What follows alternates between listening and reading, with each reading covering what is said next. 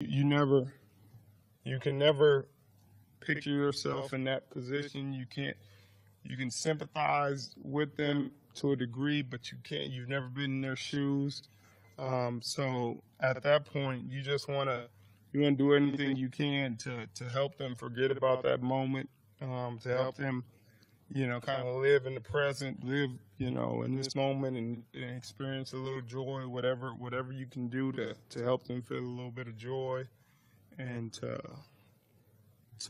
just zone out for a minute. Because when you have a tragedy like that, I mean, you want to do anything to get your mind off of it. Did they seem like a football team, or it was obvious it was different?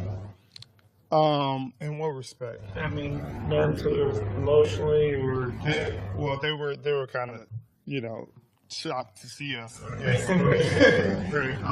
But I mean, they seem like some excited kids. They seem like for a moment in time they forgot about everything that happened and everything that was going on, and were able to enjoy the moment and take pictures and smile and laugh and have a good time. Obviously, and the reality of the situation is what it is, and it's going to be tough for them to, a tough road just getting back to normality for them. But, I'm glad we could take a little bit of stress off of them.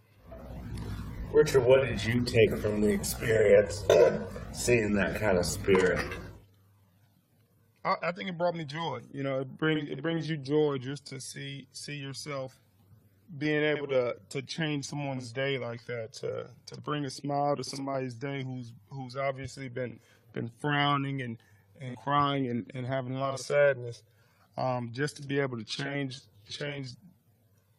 I guess the momentum of their day for a little bit, to make them smile, to make them happy, to bring them a little bit of joy.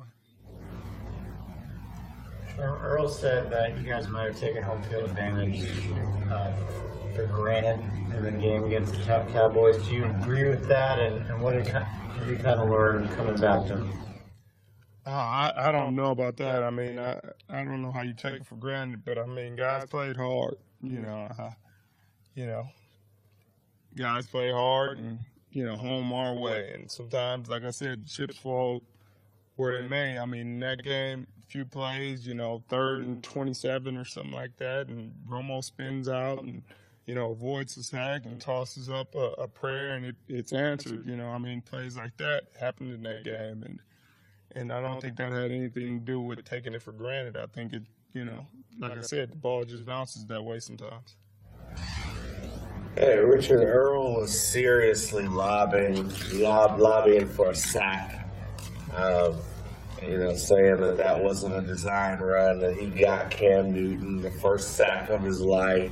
I mean, did you hear some of his lobbying? Is he still talking about that? I didn't hear it, but I thought it was a sack. They announced it as a sack. I was pretty happy for it. I was pretty excited for him. It's hard enough just tackling Cam. Diagnosing run or pass. It looked like the receivers were kind of going out for routes. They weren't blocking. So I think there's an argument to be had there, and I'd love for him to get a sack. And I think he deserves it. I don't know if the NFL is watching. They're not watching to see if we call sacks. They're just watching if they can take any more money today. I don't